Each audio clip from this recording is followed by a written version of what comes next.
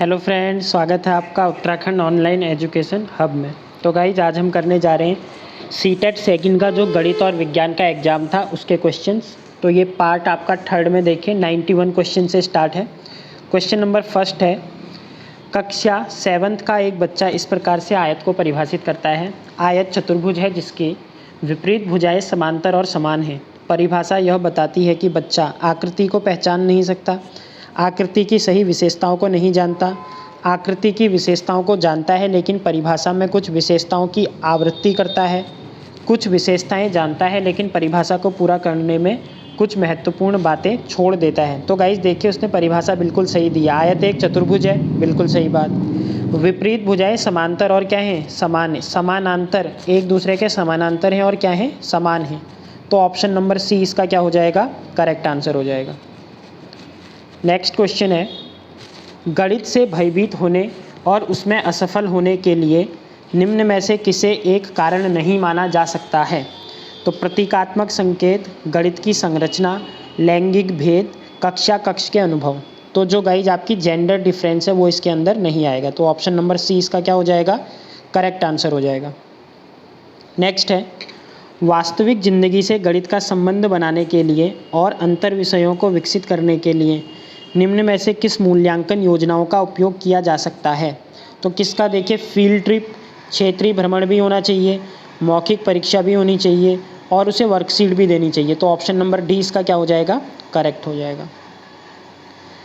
Question number 94 है, NCF 2005 में उल्लेखित गणित का लंबा आकार संबंधित है। तो टॉल शेप ऑफ मैथमेटिक्स, इसके अंदर गाइज ये बताया गया था सॉल्विंग चेंजिंग प्रॉब्लम्स, मतलब चुनौतीपूर्ण समस्याओं का कैसे समाधान किया जाए। ऑप्शन नंबर ए इसका क्या हो जाएगा, करेक्ट। 95 है, भुजा 5 सेंटीमीटर वाले एक घन के सभी फलकों पर पेंट किया जाता है। यदि इसे 1 सेंटीमीटर वाले घनों में काट दिया जाए, मतलब एक 5 सेंटीमीटर का आपके पास क्यूब है, इस क्यूब को छोटे छोटे पार्ट्स में डिवाइड कर दिया आपने, और जो छोटे क्यूब्स हैं वो कितने बनेंगे, 5, 1 2 3 और एक ये 5। ऐसे ही आपका 1 2 3 और यहाँ भी कितने बनेंगे, 5। अब आपको बताना है कितने ऐसे क्यूब होंगे जिनकी एक सतह रंगीन होगी। तो केवल मिडिल वाला पार्ट देखिए, 1 2 3 4 5 6 7 8 9, एक फलक पर, एक फेस पर 9 ऐसे क्या बनेंगे, क्यूब बनेंगे, जिसके अंदर आपके केवल एक फेस रंगीन रहेगी।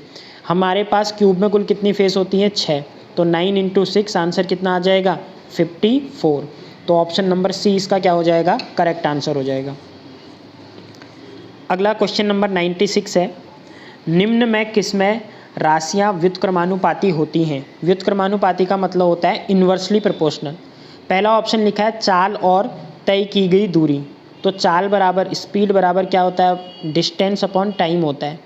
तो यहाँ से क्लियरली पता चल रहा है स्पीड डिस्टेंस के डायरेक्टली प्रोपोर्शनल होती है और टाइम के क्या होती है, इन्वर्सली प्रोपोर्शनल। तो ऑप्शन नंबर डी, चाल और लिया गया समय एक दूसरे के इन्वर्सली प्रोपोर्शनल होते हैं। ऑप्शन नंबर डी इसका क्या हो जाएगा, करेक्ट आंसर हो जाएगा। अगला क्वेश्चन कह रहा है, किसी संख्या का 4 गुना होना उस संख्या के कितने प्रतिशत वृद्धि के बराबर है। तो देखिए, माना कोई संख्या पहले 1 थी, अब उसकी 4 गुना कर दिया, तो 4 गुना मतलब कितना हो गया, 4।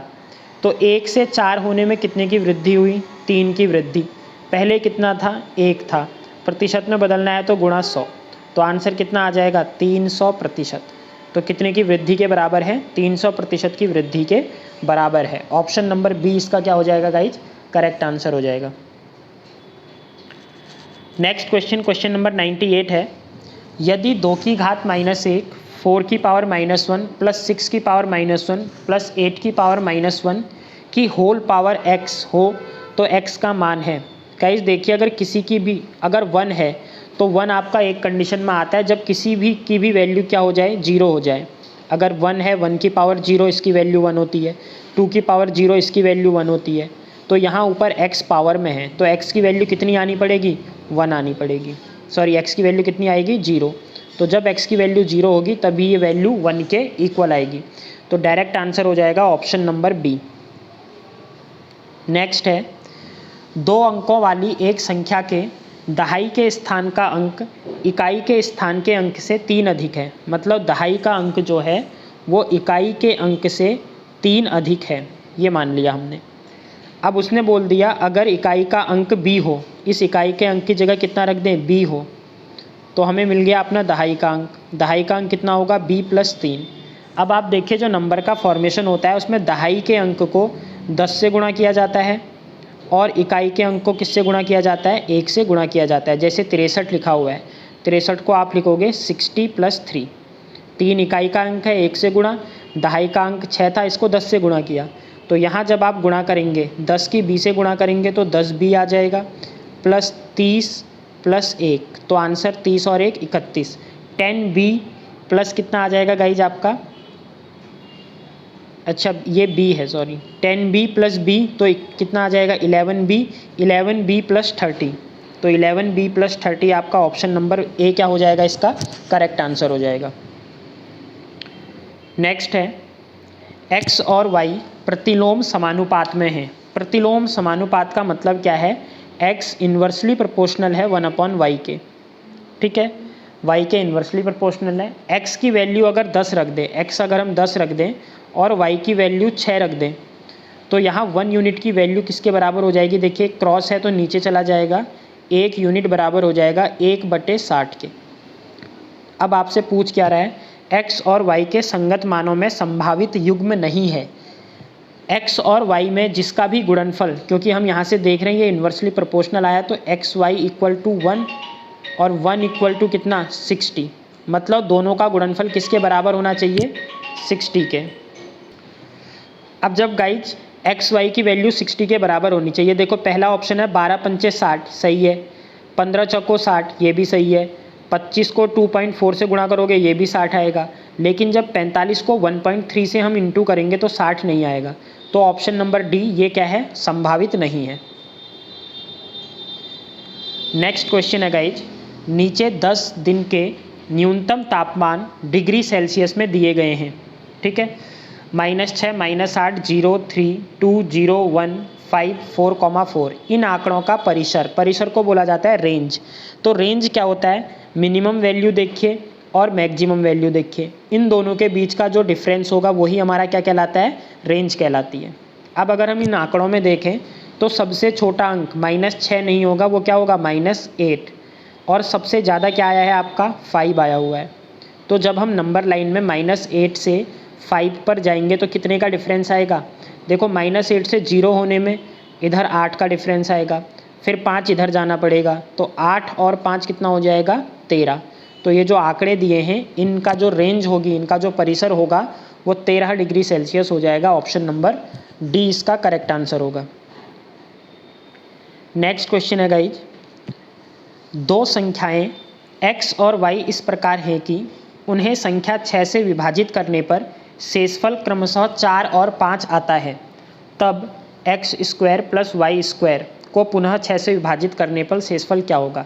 कुछ नहीं करना, देखिए अगर हम x को 6 से विभाजित करते हैं तो 4 आता है, तो मैंने x की वैल्यू कितनी एज्यूम कर ली 10, क्योंकि जब आप 10 को 6 से डिवाइड करोगे तो 4 आ जाएगा। y की वैल्यू क्या एज्यूम कर सकता हूँ मैं, देखिए ऐसे ही y की वैल्यू मैंने एज्यूम कर ली 5 आना चाहिए, जब 6 से डिवाइड करोगे तो कितना कर लेंगे 11 आ जाएगी। अब क्वेश्चन ने बोला x² + y² कर दो, तो x का स्क्वायर करोगे तो 10 का स्क्वायर हो जाएगा 100, y मतलब 11 का स्क्वायर 121। 121 में जब 100 को ऐड करेंगे तो आंसर आएगा 221।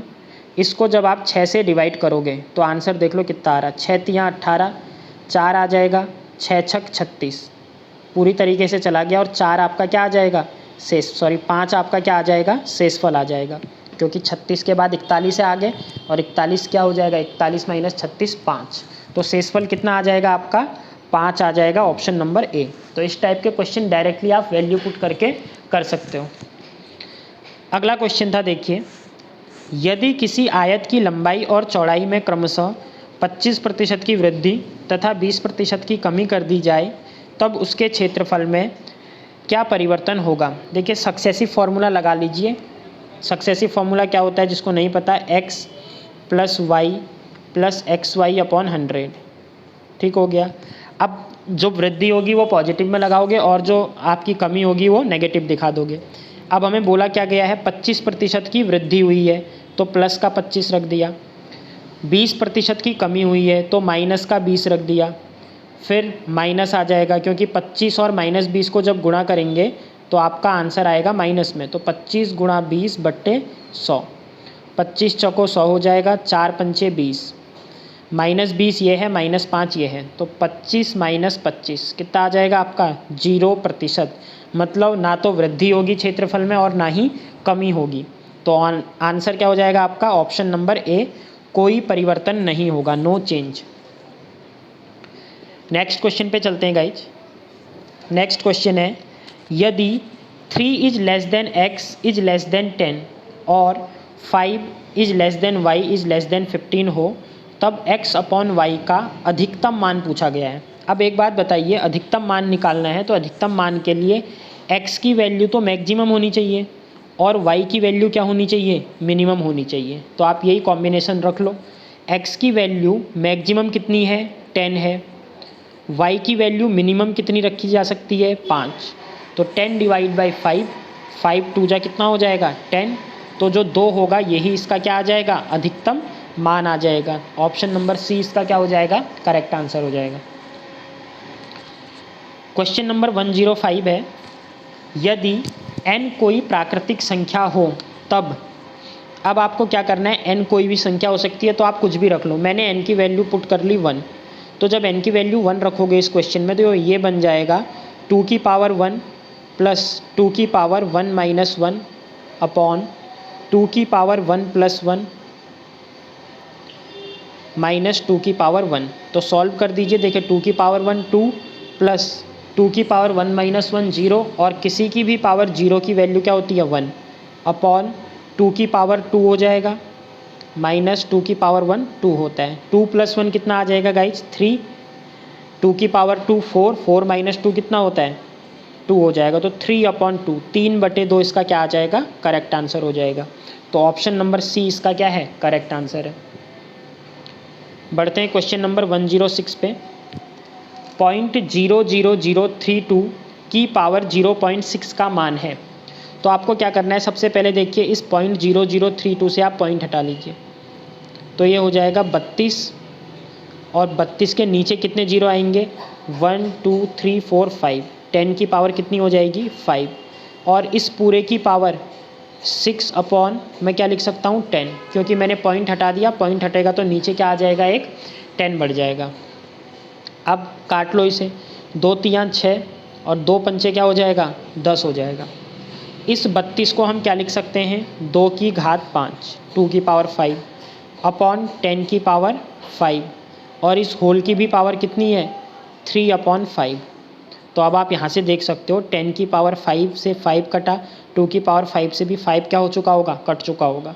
तो आंसर केवल क्या बचेगा आपका 2 की अपॉन 10 की पावर 3 आपका क्या बचेगा आंसर बचेगा। तो 2 दूना 4 दूना 8 हो जाएगा आपका ये, और नीचे देख लो 10 की पावर 3 बचा है, तो 10 की पावर 3 मतलब 2 पॉइंट और इधर दशमलव लग जाएगा, तो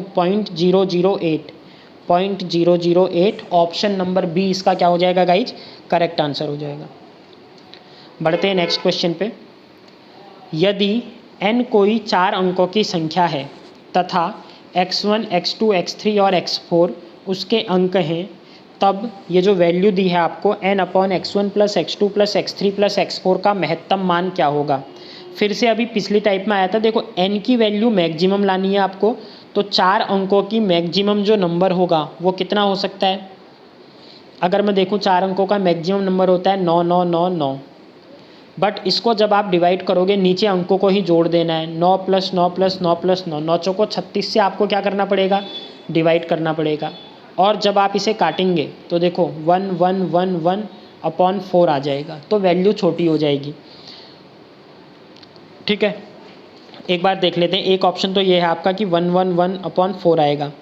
दूसरा ऑप्शन क्या हो सकता है, देखो अगर मैं ऊपर वैल्यू क्या रख दूँ 1000 रख दूँ, 1 2 3, ये भी 4 अंकों की एक संख्या है, तो नीचे इसी के अंकों को जोड़ना है 1 + 1 + 1 + 1, sorry 1 plus zero plus zero plus zero हो जाएगा, क्योंकि बाद के अंक जीरो हैं।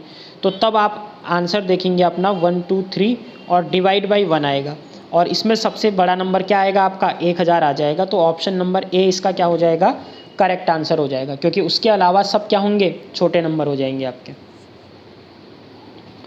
बढ़ते हैं नेक्स्ट क्वेश्चन पे गाइज। नेक्स्ट है x square minus 4√3x plus 9 के गुणनखंड हैं। तो फैक्टर करने बेसिकली आपको, तो 9 के ऐसे गुणनखंड जिसको आपको जोड़कर या घटा करके कितना आना चाहिए, 4√3 आना चाहिए। तो देखिए गाइज आप क्या कर सकते हैं, आपको गुणनखंड दिए हैं, आप गुणनखंड डायरेक्टली चेक भी कर सकते हैं। अगर आप पहला देखोगे एक प्लस है एक माइनस है, इनटू करके क्या आ जाएगा आपका प्लस माइनस, तो हो नहीं सकता। अब अगर मैं ऑप्शन नंबर बी को चेक करूं तो x की गुणा जब x से करोगे तो आ जाएगा एक्स स्क्वायर। उसके बाद इस x की गुणा √3 से की जाएगी तो कितना आ जाएगा, √3x आ जाएगा।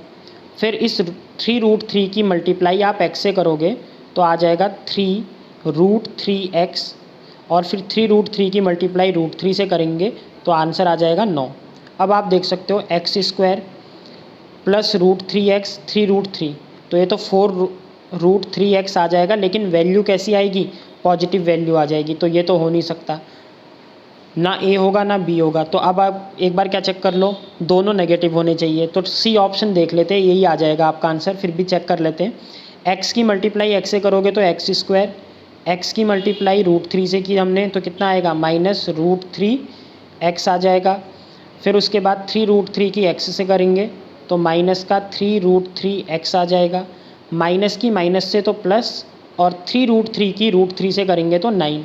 अब देख लो ये तो आ जाएगा -4√3x प्लस 9 और एक्स स्क्वायर। तो जो तैयारी करते होंगे उन्हें पता होगा, अगर मिडिल टर्म आपकी नेगेटिव है तो जो आपके फैक्टर निकलते हैं वो फैक्टर दोनों कैसे होते हैं, नेगेटिव, मतलब होंगे पॉजिटिव, लेकिन x के साथ आने पर उनकी जो वैल्यू होगी वो नेगेटिव में होगी। तो इसका आंसर क्या हो जाएगा, ऑप्शन नंबर सी इसका करेक्ट आंसर हो जाएगा। नेक्स्ट क्वेश्चन है, एक बहुभुज के अंतःकोणों का योग 2160 डिग्री है, बहुभुज में भुजाओं की संख्या है। तो गाइस जो भुजाओं की संख्या निकाली जाती है तो इसके लिए फॉर्मूला क्या होता है, देखिए मैं बता देता हूँ आपको। n-2 into 180 degree equal to जो भी आपकी वैल्यू आई है, ठीक है, बहुभुज के अंतःकोणों का योग। तो अंतःकोणों का योग कितना है, 2160 डिग्री। तो 0 से 0 यहाँ से कट जाएगा, 18 से काट दो इसे, देखो 18 एकम 18, 3 आ जाएगा, और 18 दूना 36। तो n-2 आपका बराबर आ जाएगा 12 के। तो n की वैल्यू कितनी आ जाएगी, ये माइनस है इधर जाके प्लस हो जाएगा, और 12 और 2 कितना हो जाएगा, 14। तो ऑप्शन नंबर कौन सा हो जाएगा गाइस, जिसका ए ऑप्शन करेक्ट हो जाएगा। नेक्स्ट है v minus E plus F का मान। देखिए क्यूब एंड क्यूबॉइड में आपके vertices minus edges plus face, ये जो होता है ये 2 के इक्वल होता है। डायरेक्ट फॉर्मूला होता है v minus E plus F equal to 2। तो ऑप्शन नंबर ए इसका क्या हो जाएगा, करेक्ट आंसर हो जाएगा। अगला है, उस त्रिभुज की अंतःवृत्त की त्रिज्या जिसकी भुजाएं 3 सेंटीमीटर 4 सेंटीमीटर और 5 सेंटीमीटर हों। तो अगर कोई भी, देखिए पहली बात तो 3 4 और 5 एक कैसा ट्रायंगल होगा, राइट एंगल ट्रायंगल होगा, ठीक हो गया। ये ए हो गया, ये बी हो गया, और ये क्या होता है, सी। अगर इसके अंदर आपसे आर की वैल्यू पूछी जा रही है तो वो होती है ए प्लस बी माइनस सी अपॉन 2। तो अब आप वैल्यू रख लो, 4 प्लस 3 माइनस 5/2, 4 और 3 7, 7 माइनस 5 2, और 2/2 कितना आ जाएगा आपका 1। तो ऑप्शन नंबर डी इसका क्या हो जाएगा गाइज, करेक्ट आंसर हो जाएगा। नेक्स्ट है, रोमन पद्धति में निम्न में से कौन सी संख्या गलत है। तो गाइज देखिए LXII, x के आगे डबल आई, ठीक है, पहला सही है। XCI 10, C बाद में आ गया, ठीक हो गया, ये भी सही है। उसके बाद आपसे बोला LC आपका क्या हो जाएगा गाइज, गलत हो जाएगा। क्यों, क्योंकि L बाद में नहीं लगेगा आपका, ये क्या होगा, CL होगा, ठीक है। LC ना होकर ये क्या आ जाएगा, CL। तो ऑप्शन नंबर सी इसका क्या हो जाएगा, करेक्ट आंसर हो जाएगा। अगला है, यदि एक प्राकृतिक संख्या P 4 क्रमागत प्राकृतिक संख्याओं के गुणनफल में जोड़ी जाती है, ठीक है, तो एक पूर्ण वर्ग प्राप्त होता है। P का मान क्या है, एक प्राकृतिक संख्या है PR, इसको 4 क्रमागत प्राकृतिक संख्याओं के गुणनफल में क्या कर दिया जाता है, जोड़ दिया जाता है। तो अगर हम 4 कोई भी प्राकृतिक संख्याएं ले लें, 1, 2, 3 और 4, इसमें अगर हम संख्याओं को क्या कर दें, जोड़ दें, PR को जोड़ दिया जाए तो संख्या क्या हो जाती है आपकी, पूर्ण वर्ग बन जाती है,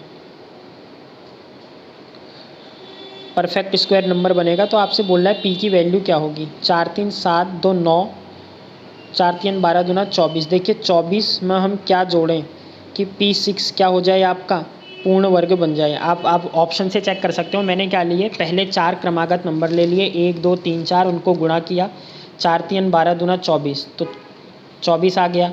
उसमें एक संख्या जोड़नी है, वो संख्या ऐसी होनी चाहिए कि ये जो संख्या बनी है पूर्ण वर्ग हो जाए। तो 24 में अगर 1 जोड़ दोगे तो 25 आ जाएगा, और 25 पूर्ण वर्ग होता है। तो आपका आंसर क्या हो जाएगा, ऑप्शन नंबर डी इसका क्या हो जाएगा, करेक्ट आंसर हो जाएगा। नेक्स्ट क्वेश्चन है 2 1 1 6 8, ठीक है। 21,168 में 2 की पावर A, 3 की पावर B, 7 की पावर C है, जहाँ A, B और C क्या हैं, प्राकृतिक संख्याएं हैं। तो देखिए फैक्टराइज का क्वेश्चन है, मतलब आपसे क्या करवाना चाह रहा है, वो फैक्टर करवाना चाह रहा है। तो 2 1 1 6 8 के आपको क्या करने पड़ेंगे गाइज, फैक्टर करने पड़ेंगे। तो फैक्टर करके देखते हैं। देखिए पहले आपका किससे चला जाएगा, 2 से चला, 7 से डाल दो क्योंकि नंबर छोटा हो जाएगा। तो 7 से अगर देते हैं, 7 3 21, 1 में जाएगा नहीं, 7 दूना 14, 2 7 चौको 28। फिर से 7 से डिवाइड करके देखते हैं, 7 चौको 28, 2 7 3 21, 1 7 दूना 14, 7 पंचे 35। अगर फिर से अगर 7 से दूँ तो 7 पंचे 35 हो जाएगा, और 8 7 छक 42। अच्छा 7 से आप जा नहीं पाएगा तो आप 3 से देना पड़ेगा गाइज। 3 से अगर देते हैं तो ये आ जाएगा 3 एकम 3, 1 3 चौको 12, 3 चौको 12, 144। फिर से 3 से चला जाएगा तो 3 चौको 12, 3 अट्ठे 24। फिर 3 से चला जाएगा और ये 16 3 48 हो जाएगा, और ये हो जाएगा 2 की पावर 4, क्योंकि 2 दूना 4 दूना 8 दूना 16, 2 की पावर 4 हो जाएगी। तो मुझे A की वैल्यू तो मिल गई है अपनी, कितनी, 4 मिल चुकी है। और B की वैल्यू कितनी मिल गई, देखिए B है 3 की पावर 3 है, और C की वैल्यू कितनी हो जाएगी गाइज आपकी, 2 हो जाएगी। तो ये वैल्यू आप पुट कर दीजिए, आंसर आ जाएगा 4A - 5B। तो 4 चक्को 16, 4A की वैल्यू 16, उसके बाद -5B, 5 तियाँ 15, प्लस का C, और C की वैल्यू है 2। तो 16 - 15 1, 1 + 2 कितना आ जाएगा, 3।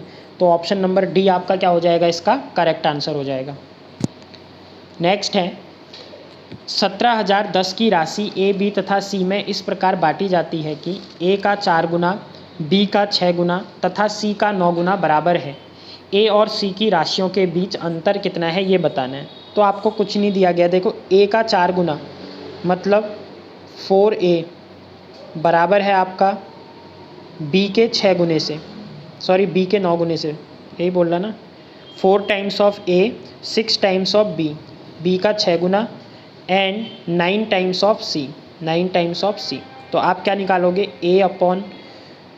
A सबसे क्या करो, सबका आप क्या निकाल लो, एलसीएम निकाल लो और उससे डिवाइड कर दो। तो 9 6 और 4 का एलसीएम कितना आ जाएगा आपका, 9 तियाँ 36, 36 में सबका भाग चला जाएगा, बिल्कुल सही।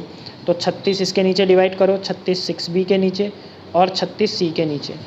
तो 9 चौको 36 आ जाएगा, 6 छक 36 आ जाएगा, 4 नम 36 आ गया, ठीक है। तो आपको यहाँ से मिलेगा क्या, A अनुपात B अनुपात C जो आ गया हमारा, वो आ गया 9:6:4। अब जो पूछ रहा, उसने बोला A और C की राशियों के बीच कितने का अंतर है। तो सबसे पहले तो A B C, A ने 9 रुपये लगाए, B को 6 और C को 4 मिले, लेकिन राशि लगाई कितनी है, 1710। तो 9 और 6 15, और 15 और 4 कितना हो जाएगा, 15 और 4 19, मतलब 19 रेशियो कितने के बराबर है, 1710 के बराबर है। तो एक रेशियो कितने के बराबर हो जाएगा, 19, 9 जा 171, और 0 बढ़ जाएगा आपका। तो एक रेशियो की वैल्यू आ गई 90। हमसे पूछा A और C का अंतर कितना है। तो आप देखो A 9 के बराबर है और C 4 के बराबर है। तो तो दोनों में कितने का अंतर आया, 9 - 4 आप बोलोगे 5 का, और 1 रेशियो कितने के बराबर है, 90 के बराबर है। तो 5 नम 45, तो 45 इसका मतलब आंसर क्या हो जाएगा, 450। ऑप्शन नंबर बी क्या हो जाएगा, इसका करेक्ट आंसर हो जाएगा। बढ़ते हैं नेक्स्ट क्वेश्चन पे गाइज। 116 है, यदि प्रथम n प्राकृतिक संख्याओं का योग 55 हो तब n का मान है। अब देखो, पहली n प्राकृतिक संख्याओं का योग जो होता है, डायरेक्ट फॉर्मूला पता होना चाहिए, n+1 अपॉन कितना होता है, 2। इसकी वैल्यू आपको दी है 55, तो n+1 की वैल्यू आ जाएगी, 55 को 2 से गुणा करोगे तो 110। 110 के ऐसे गुणनखंड जो लगातार क्रमागत हो, तो आप बोलोगे सर n की वैल्यू 10 और n+1 की वैल्यू 11। हमसे पूछिए n की वैल्यू बताओ, तो n की वैल्यू कितनी आ जाएगी, 10 आ जाएगी। ऑप्शन नंबर कितना हो जाएगा, सी इसका करेक्ट आंसर हो जाएगा। क्वेश्चन नंबर 117 है, 5 क्रमिक सम संख्याओं a b c d और e का औसत 106 है, तो b और d का गुणनफल होगा। अब आप मेरे को बताओ, अगर मैं a को मान लूँ x है, तो b कितनी हो जाएगी, x+2। उसके बाद तीसरी क्या हो जाएगी, x+4। उसके बाद चौथा क्या हो जाएगा, x+6, और पांचवी संख्या क्या हो जाएगी, x+8। इनका औसत 106 के बराबर है, तो 106 संख्याएं कितनी थी, 5, तो सम कितने के बराबर हो जाएगा, 106 गुणा 5। अब इधर आप देखो, 1 2 3 4 5, 5x बराबर होगा 4 और 2 6 और 6 12, 12 और 8 20। 106 की गुणा 5 से कर दो, 5 6 30, 5 एकम 5 हो जाएगा आपका 530, माइनस क्या कर दोगे 20। ये 20 क्यों किया, जो हमने इधर ऐड किया था यहाँ प्लस था, राइट साइड में जाके माइनस हो जाएगा। तो x की वैल्यू आ जाएगी 510/5, तो 5 एकम 5, 5 दूना 10, 102 x की वैल्यू आई, मतलब पहला नंबर है 102। हमसे पूछ रहा है b और d का गुणनफल, b की वैल्यू है x+2 और d की वैल्यू है x+6, तो वैल्यू निकाल लो। 102 + 2 कितना हो जाएगा, 104, और यहाँ 108, तो 104 और 108 की गुणा, 104 और 108 की गुणा। अब हम देखेंगे कैसे, देखो 8 को अगर 4 से गुणा करूँगा, 8 चौको 32, इकाई का अंक क्या आना चाहिए, 2, और इकाई का अंक 2 ऑप्शन नंबर डी में है, तो ऑप्शन नंबर डी इसका क्या हो जाएगा, करेक्ट आंसर हो जाएगा।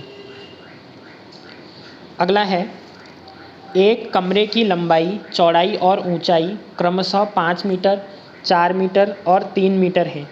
चारों दीवारों का क्षेत्रफल क्या होगा। तो दीवारों का क्षेत्रफल क्या होता है गाइज, 2hb+l। ठीक है, तो रख लो आप फॉर्मूला। 2 हाइट की वैल्यू कितनी है आप देख सकते हो, हाइट है आपकी, ऊंचाई है, लंबाई चौड़ाई ऊंचाई 3 मीटर है, चौड़ाई 5 है और लंबाई 4 है, तो रख लो। 5 और 4 9, 3 दूना 6, 6 गुणा 9, 9 छक 54, तो आंसर क्या आ जाएगा, ऑप्शन नंबर डी इसका क्या हो जाएगा, करेक्ट आंसर आ जाएगा। क्वेश्चन नंबर 119 है, गणितीय संचार से तात्पर्य है। तो गणितीय संचार मतलब मैथमेटिकल कम्युनिकेशन क्या करता है, समस्याओं को हल करने की क्षमता, गणितीय प्रश्नोत्तरी में भाग लेने की कौशलता, गणित कक्षा में बोलने की क्षमता, गणितीय सोच को मजबूत करने और व्यवस्थित करने की क्षमता। तो ऑप्शन नंबर डी क्या हो जाएगा, इसका करेक्ट आंसर हो जाएगा। नेक्स्ट है 120, निम्न कथनों को पढ़िए। अभिगृहीति साध्य है जिन्हें मान लिया जाता है, मतलब axioms are propositions which are assumed. ठीक हो गया। दूसरा, अभिगृहीति विशेष प्रमेय है, नहीं हो सकती। अभिगृहीति परिभाषाएं हैं। और चौथा कह रहा है अभिगृहीति को सिद्ध करने पर यह प्रमेय बन जाती है। हाँ, ये भी सही है, तो पहला भी सही है और चौथा भी सही है। ठीक हो गया। क्वेश्चन नंबर 121 है गाइज, सारिका ने आसुत जल, अच्छा यहाँ से साइंस के क्वेश्चन स्टार्ट हो चुके हैं आपके। अब सारिका ने आसुत जल एक बोतल में लिया और पता लगाने की कोशिश की कि वह विद्युत धारा का सुचालक है या नहीं। तो आपको पता होना चाहिए, जो डिस्टिल्ड वाटर होता है उसमें कोई भी आयंस नहीं होते, और अगर आयंस नहीं होंगे तो इलेक्ट्रिसिटी का फ्लो नहीं हो पाएगा। तो ये एक क्या होता है, विद्युत रोधी होता है। ऑप्शन नंबर बी इसका क्या हो जाएगा, करेक्ट आंसर हो जाएगा। 1 नैनोमीटर का मान होता है, तो नैनोमीटर 10⁻⁻9 कहलाता है। तो 10⁻⁻9, अब आप देख सकते हैं क्या हो जाएगा, 10⁻⁻9, ऑप्शन नंबर डी इसका क्या हो जाएगा, करेक्ट आंसर हो जाएगा। नेक्स्ट है, जब तरंग एक माध्यम से दूसरे माध्यम में जाती है तब परिवर्तन होता है, तो तब किसका परिवर्तन होता है ये बताना है आपको। देखिए, वेग में परिवर्तन बिल्कुल होगा। स्पीड अगर आप क्या करते हैं, रेयरर से डेंसर मीडियम में जाएंगे तो स्पीड कम हो जाएगी। एम्पलीट्यूड में भी चेंज आएगा, लेकिन फ्रीक्वेंसी में कभी भी चेंज नहीं आता। ठीक है, फ्रीक्वेंसी 50 हर्ट्ज़ की अगर एक मीडियम है तो दूसरे मीडियम में भी कोई चेंज आएगा नहीं। तो तीसरा तो हो गया गलत, तो ऐसा ऑप्शन जिसमें तीसरा ना हो, तो ये हो जाएगा option number C, first, second and fourth. अगला 124 है क्वेश्चन गाइज। एम द्रव्यमान के एक कण का संवेग p है, मोमेंटम p है, इसकी गतिज ऊर्जा, तो kinetic energy is equal to होता है p²/2m, p²/2m। तो ऑप्शन नंबर डी इसका क्या हो जाएगा, करेक्ट आंसर हो जाएगा। नेक्स्ट है, एक व्यक्ति का द्रव्यमान पृथ्वी पर 72 kg है। चंद्रमा की सतह पर g का मान पृथ्वी की सतह पर g के मान का 1/6 है। चंद्रमा पर व्यक्ति का द्रव्यमान क्या होगा। तो द्रव्यमान की बात कर रहा है। देखिए, अगर मैं दो दाने आलू के पृथ्वी में रखूं तो वो पृथ्वी में भी 2 ही दाने होंगे, अगर चंद्रमा में ले जाऊं वहाँ भी 2 ही दाने होंगे। तो द्रव्यमान में कभी भी कोई चेंज नहीं आता, तो द्रव्यमान कितना ही रहेगा, 72 kg। अगर वेट बोलता तो हम वेट में चेंजेस ला सकते थे, क्योंकि वेट होता है m/g, लेकिन हमसे द्रव्यमान की बात बोली गई है, तो द्रव्यमान कभी भी चेंज नहीं होता है, ये याद रखिएगा। ऑप्शन नंबर सी क्या है इसका करेक्ट आंसर। क्वेश्चन नंबर 126 है, निम्न में कौन सा प्रभाव ध्वनि तरंगों में नहीं पाया जाता है। Polarisation, reflection, interference and diffraction. तो गाइस, जो पोलराइजेशन है, ध्वनि में पोलराइजेशन वाला इफेक्ट आपका नहीं पाया जाएगा। अगला है, यदि किसी द्रव पर दाब बढ़ता है, डेट मीन्स अगर हम क्या कर रहे हैं, प्रेशर इंक्रीज हो रहा है आपका, तो उसका क्वथनांक क्या होगा। तो याद रखिए, प्रेशर अगर इंक्रीज हो रहा है तो बॉइलिंग पॉइंट भी क्या हो जाएगा, उस बॉडी का इंक्रीज हो जाएगा, उस फ्लूइड का। तो ऑप्शन नंबर ए इसका क्या हो जाएगा करेक्ट आंसर।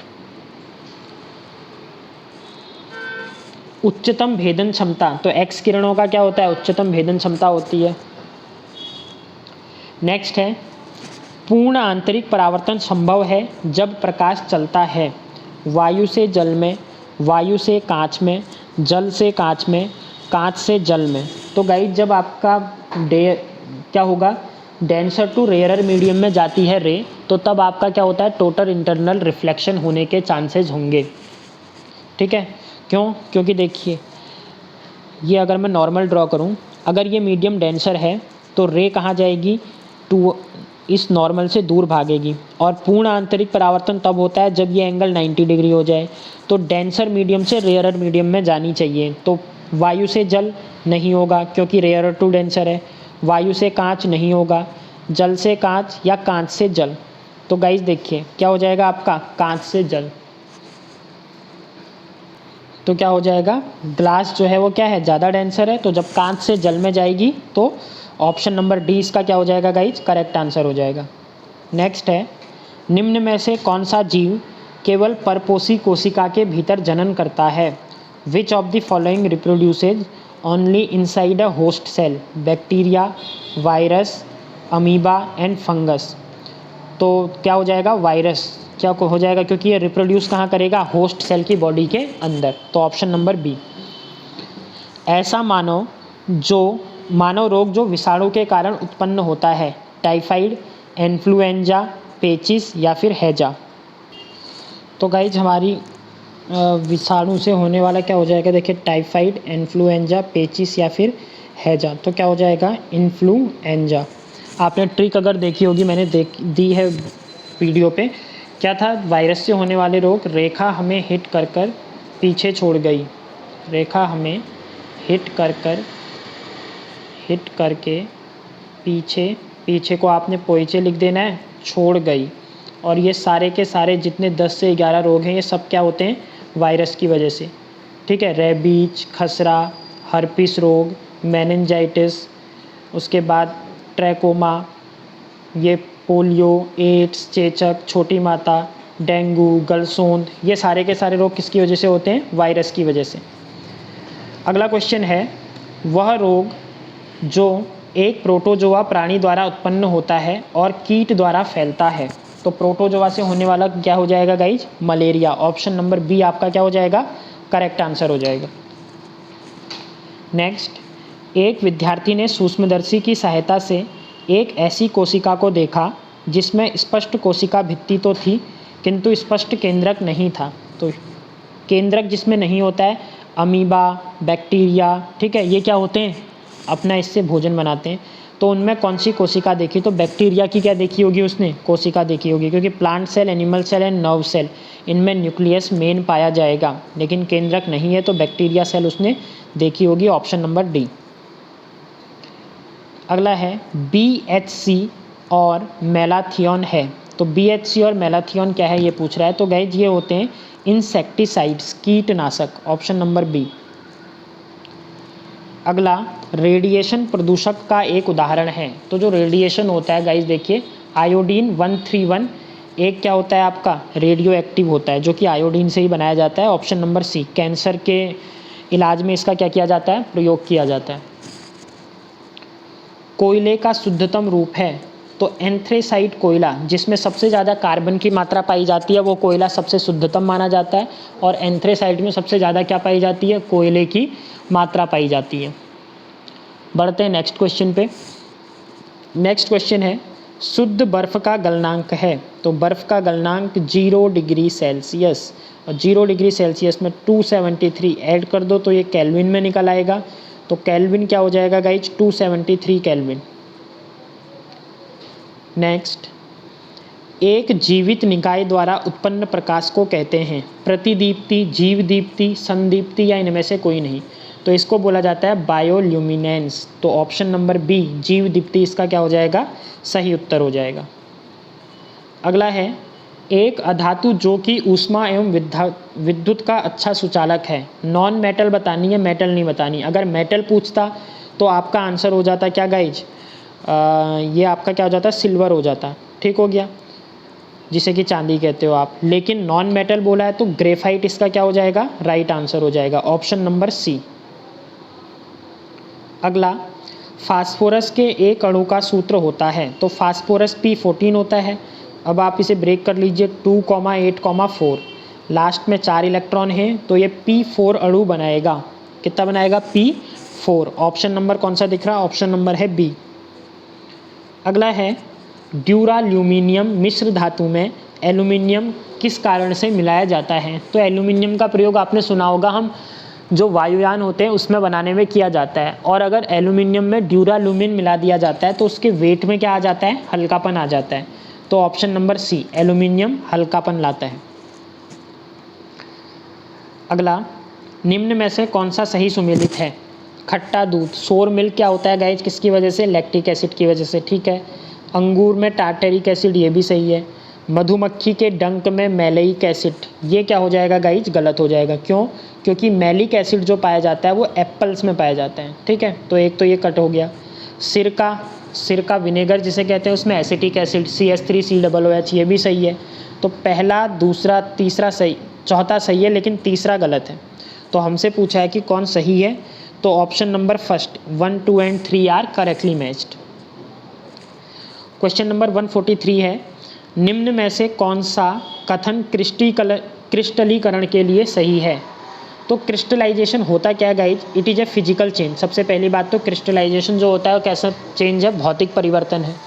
दूसरा, क्रिस्टलीकरण जब किया जाता है तो इसमें अशुद्ध धातु से शुद्ध धातु निकाली जाती है। तो दूसरा कह रहा है इसका प्रयोग पदार्थ को शुद्ध करने में होता है, ये भी सही है। तो पहला और दूसरा दोनों ऑप्शन क्या हो जाएंगे, सही हो जाएंगे इसके। क्वेश्चन नंबर 144 बोल रहा है, निम्न कथनों में कौन से कथन विलयन के लिए सही हैं। तो सॉल्यूशन और मिक्सचर दो चीज़ें होती हैं। विलयन में क्या किया जाता है, किसी भी मात्रा में आप क्या कर सकते हो, दो सब्सटेंसेस को मिला सकते हो। तो विलयन दो या दो से अधिक पदार्थों का एक विषमांग मिश्रण है, बिल्कुल सही। दूसरा कह रहा है यह ठोस, द्रव या गैस अवस्था में हो सकता है, किसी भी अवस्था में मिला सकते हो, ये भी सही है। तो पहला भी सही है और दूसरा भी, तो ऑप्शन नंबर सी। नेक्स्ट है, ICT का पूरा नाम है। तो ICT क्या होती है guys, information and communication technology. Option number A क्या हो जाएगा इसका करेक्ट, सूचना एवं संचार प्रौद्योगिकी कहा जाता है इसे हिंदी में।